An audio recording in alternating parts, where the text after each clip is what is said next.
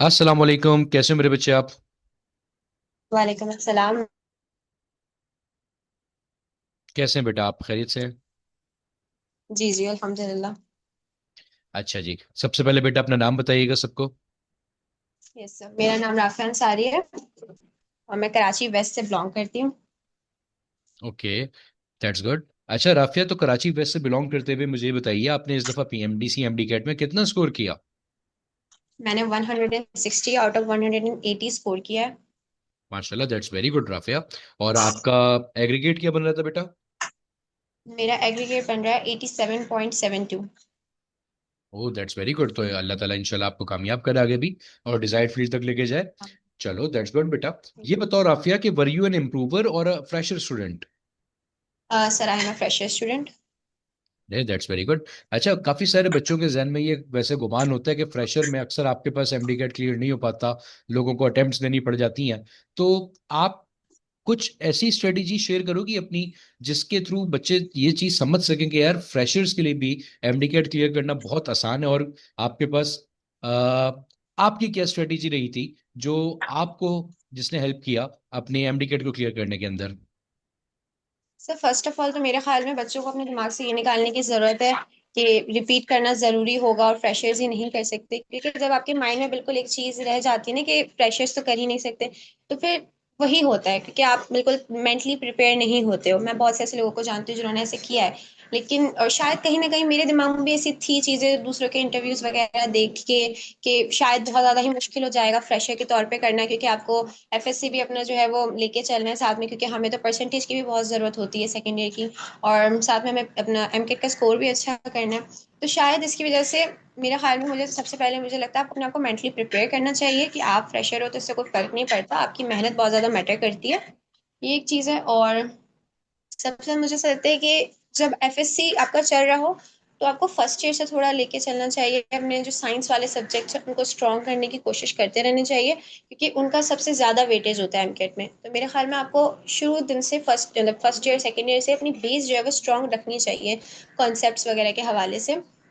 तो उससे आपको एमकेट की जर्नी में बहुत ज़्यादा आसानी होती है। इसी तरह सेकेंड ईयर में जब मैं आई तो मैंने सेकेंड ईयर में जो है वो पहला ही बैच ज्वाइन कर लिया था, क्योंकि जितना आप जल्दी प्रिपेयर करना स्टार्ट करते हो उतना जो है वो आपको आसानी रहती है, लास्ट में आपके ऊपर बर्डन इतना नहीं पड़ता। तो मैं वही बैच 1.0 की जो है वो स्टूडेंट हूँ, इसी वजह से मैंने बहुत जल्दी ज्वाइन कर लिया था, तो उससे मुझे बहुत ज़्यादा आसानी रही और सब कुछ मेरा कोर्स भी बहुत फीजिबल रहा। और जहाँ तक मेरा ख्याल है कि थोड़ा सा जहाँ मैंने जो स्ट्रेटजी अपनाई वो ये कि जब शुरू शुरू में एफएससी चल रहा था तो मैंने एफएससी को थोड़ा ज़्यादा वो किया, और मेरे ख्याल में टीम का भी थोड़ा इस वजह से ज़्यादा था कि शुरू शुरू में जो है वो आहिस्ता आहिस्ता चल रही थी टीम, क्योंकि हमें भी सिस्टम समझने में देर लग रही थी, सब कुछ हो कैसे रहे चल कैसे रहे पढ़ना कैसे। तो इस वजह से थोड़ा मुझे अच्छी चीज़ लगी आप लोगों की टीम की कि आप लोगों ने शुरू में जो है वो हमें हल्के हल्के लेके चले, ताकि हम लोग जो है वो अपनी बेस जो है वो वहाँ से एफएससी से भी स्ट्रॉन्ग करते जाए और यहाँ से भी। और शुरू में जो है वो सबने सेकेंड ईयर का ही पढ़ाया, जिससे और ज़्यादा हमारी एफएससी बहुत स्ट्रॉन्ग होती गई। तो मेरे ख्याल में शुरू में बच्चों को एफएससी को अपना थोड़ा ज़्यादा गौर देनी चाहिए, ताकि आपकी जो परसेंटेज है वो आपको एक थोड़ी बैक आपकी स्ट्रांग हो जाए, क्योंकि उसका भी 40% वेटेज होता है, तो आप उसको इग्नोर नहीं कर सकते। तो थोड़ा थोड़ा उसको भी आपको गौर देना चाहिए, और साथ साथ जो है वो इसको आपको लेके चलना चाहिए, क्योंकि मेरे ख्याल में बोर्ड्स के बाद आपको फिर भी थोड़ा बहुत टाइम मिल जाता है एमकेट की प्रिपरेशन करने में। तो मेरे ख्याल में थोड़ा सा आपको शुरू में एफएससी को ज़्यादा वो करना चाहिए और एमकेट पे जो है वो थोड़ा कम, और फिर उसके बाद जो है वो आपको पूरे टाइम एमकेट पे गौर देना चाहिए। चलें, दैट्स वेरी गुड स्ट्रेटेजी मेरे बच्चे। अच्छा, अब जाओ, चूंकि आपने जिक्र किया कि आपने जो है स्टार्टिंग में ज्वाइन कर लिया था, आप हमारी बैच 1.0 की स्टूडेंट थी, राइट? Yes sir. अच्छा, तो बैच 1.0 में आपने किस मंथ में ज्वाइन किया था मेरे बच्चे? मैंने आई थिंक अगस्त के एंड में ज्वाइन कर लिया था, और सितंबर के स्टार्ट से क्लासेस स्टार्ट हो गई थी, ये सितंबर के ठीक हो 15 गया। से, आई डोंट रिमेम्बर एक्चुअली। चलो सितंबर मान लेते हैं ऐसे ही एक रफली।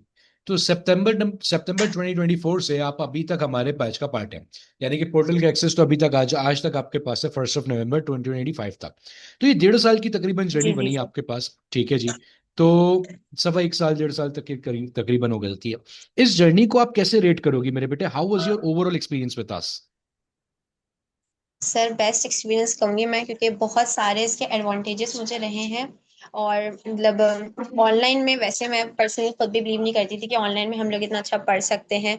मैं खुद कभी ऑनलाइन स्टूडेंट रही नहीं और ना ही मैं यूट्यूब वगैरह को ज़्यादा फॉलो करती थी।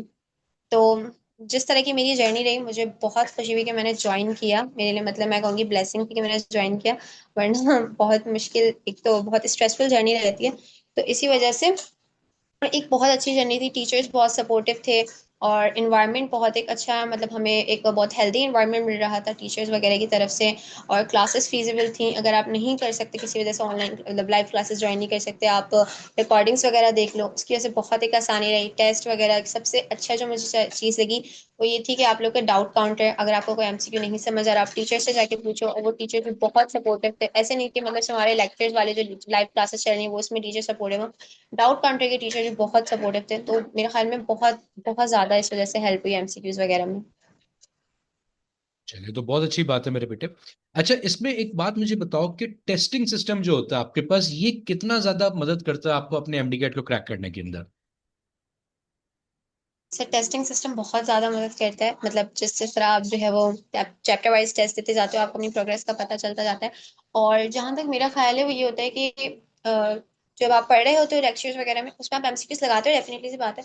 बट टेस्ट में एमसीक्यूज काफ़ी हद तक डिफरेंट आते थे, हम लोग मतलब जब टेस्ट देते थे, तो जिसकी वजह से थोड़ा सा होता था कि डिसहार्ड हो जाता था बंदे, कि देखो उतना पढ़ा नंबर फिर भी नहीं है। लेकिन एक चीज़ है कि उसे सीखने का मौका बहुत ज़्यादा मिलता था, नई नई जो है वो चीज़ें पता चल रही होती थी, नए नए एमसीक्यूज, नए नए कॉन्सेप्ट्स भी समटाइम्स पता चल रहे होते थे। और फिर उसके बाद जो है वो टेस्ट के सॉल्यूशंस आ रहे होते थे, जिससे और ज़्यादा आसानी होती थी टेस्ट की, जो है वो हमारी जो डाउट क्लासेस भी लग रही होती थी, उसमें आप जाके अपने क्वेश्चंस जो है वो क्यूरी आपको जो भी है वो आप सॉल्व करवा लो, उसकी वजह से बहुत आसानी रही है। चलिए, तो बहुत अच्छी बात है। और आखिर में जो हम लोगों ने इतना बड़ा आपके ऊपर एक बोझ लादा एफएलपीस के नाम का और एक्चुअल टेस्ट सीरीज के नाम को, उससे कितना फायदा हुआ आपको? सर उससे तो मेरे ख्याल में सबसे ज़्यादा उसी से फ़ायदा हुआ है, क्योंकि एफएलपीज और जो टेस्ट वगैरह थे उनसे सबसे ज़्यादा फायदा हो गया। कि टेस्ट में अगर हम जब चैप्टर वाइज टेस्ट दे रहे थे, उसमें भी बहुत हमें ये रहा कि टेस्ट देते थे हमें अपनी गलतियां पता चलती थी, जिस तरह सर ने बताया कि अपनी आप मिस्टेक कॉपी बनाओ। तो मिस्टेक कॉपी बनाने से जो है हमें सबसे बड़ा फायदा ये हुआ कि हमें अपनी मिस्टेक्स पता चल जाती थी, उसके बाद जब हम वापस उसकी तैयारी करें तो उन मिस्टेक्स को ना दोहराएं। ये एक बहुत मेरे ख्याल में एक बहुत प्लस पॉइंट था। उसके बाद एफएलपीज की जहां तक बात है, तो इतनी एफएलपीज कर करके, इतनी एफएलपीज कर करके आदत हो गई थी कि बस अब तो यही मतलब इसी तरह आएगा।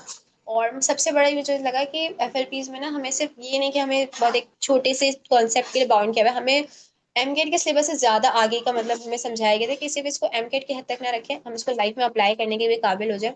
तो वो मुझे एक बहुत ज्यादा एक पॉजिटिव पॉइंट लगा इस सिस्टम का। और सबसे ज्यादा मेरे ख्याल में तैयारी ही इसी चीज से हुई है, बच्चों की, मतलब मेरी अपनी भी, चैप्टर वाइज टेस्ट देखे और एफएलपीज वगैरह देखे। एफएलपीस में कितने मार्क्स लाती थी आप, राफिया? सर एफएलपीज में तो मैं कहूंगी कि मेरे मार्क्स बहुत कम कम आते थे, पता नहीं क्यों मतलब शायद इस वजह से, क्योंकि मेरी प्रिपरेशन में बहुत कम मार्क्स आते थे जो बात सच है। बट चलो, पता कोई नहीं बात कैसे नहीं। आगे पेपर में लेकिन आते थे। फिर वही वाली बात है, देखो जब मुश्किलात से गुजरते हैं तो तभी तो आपके पास चीजें आसान लगने लगती हैं। तो एफएलपी को ज्यादा मुश्किल बोलोगी कि सिंध के एमडीकेट का जो पेपर है तो उसको? सर मैं कहूँगी एफएलपी ज्यादा मुश्किल थी, क्योंकि उसमें कॉन्सेप्ट हमारा बहुत वास्ट था। अब जब हम लोगों ने यही बात है कि हम लोगों ने जब पेपर देखा तो वी वर लाइक कि बायो इतना इजी आ गया। जबकि हम लोगों ने कहा अल्हम्दुलिल्लाह सर शाफी ने बायो बहुत अच्छी पढ़ाई थी, और उन्होंने हमें बहुत हाई लेवल की पढ़ा दी थी। बुक्स में भी नहीं है हमारा जो बात है, वो हमें बहुत अपनी जो माशाल्लाह वो खुद भी एमबीबीएस ही उन्होंने किया है, तो वो हमें उस लेवल की भी इंफॉर्मेशन देते रहते थे। तो हमें उससे बहुत ज़्यादा फ़ायदा हुआ और बहुत ज़्यादा हमारी इंफॉर्मेशन में इजाफा हुआ इस वजह से। एफएलपीज मैं कहूँगी बहुत ज़्यादा मतलब मुश्किल थे एफएलपीज।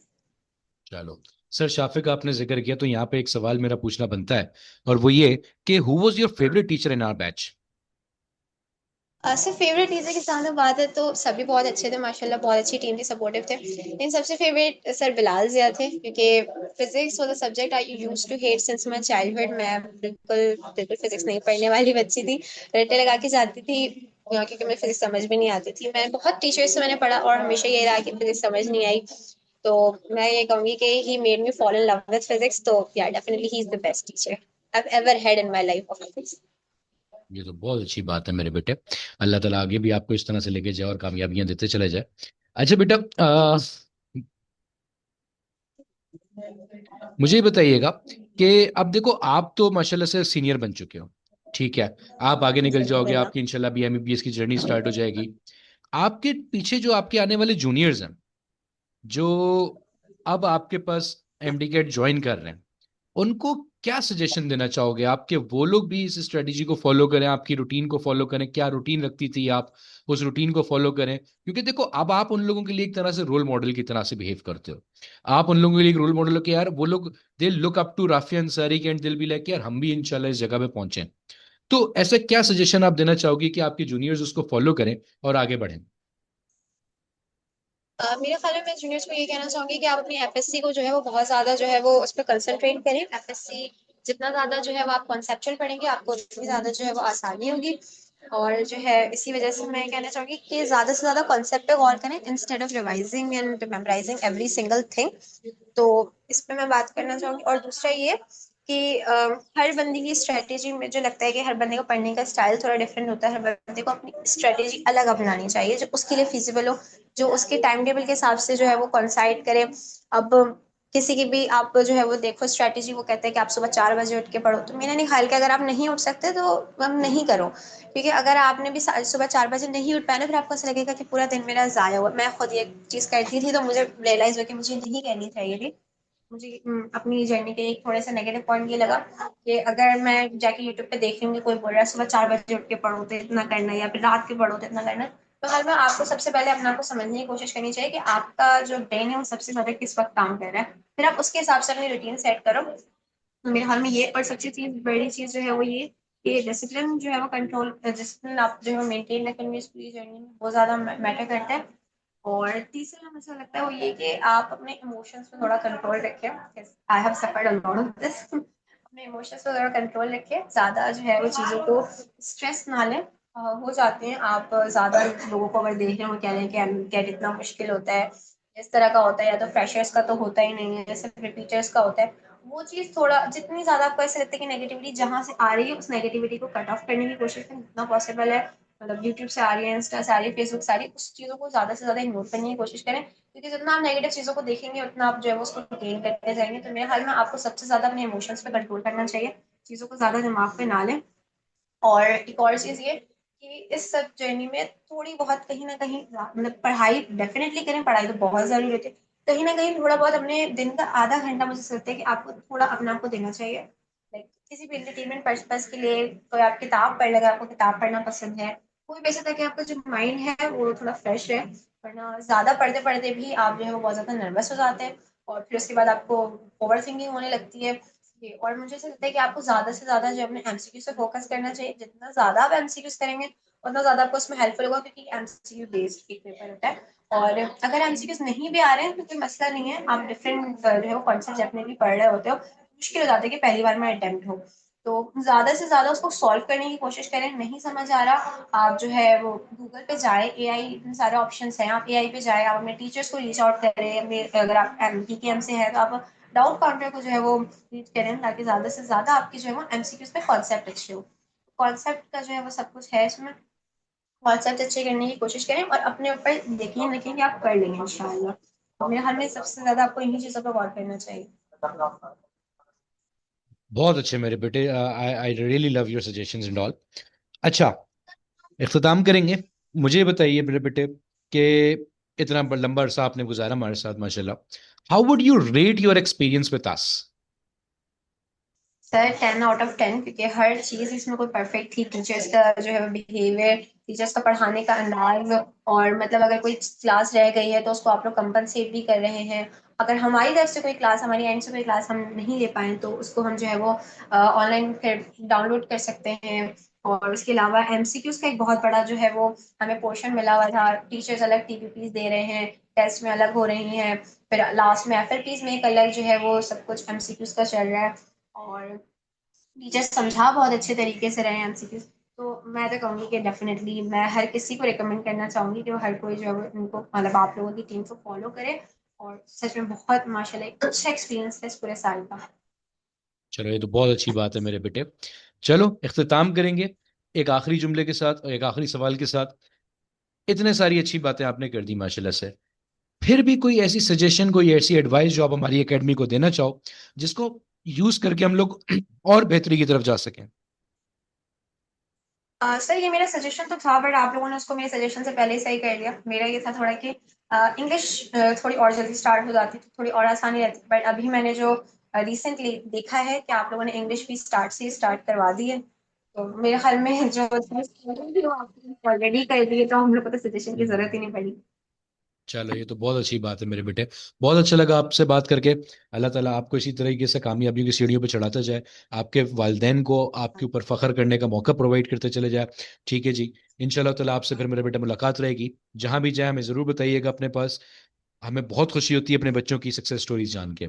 ठीक है बेटा। थैंक यू इंशाल्लाह सर। फिर मुलाकात होती है आपसे। अल्लाह हाफिज।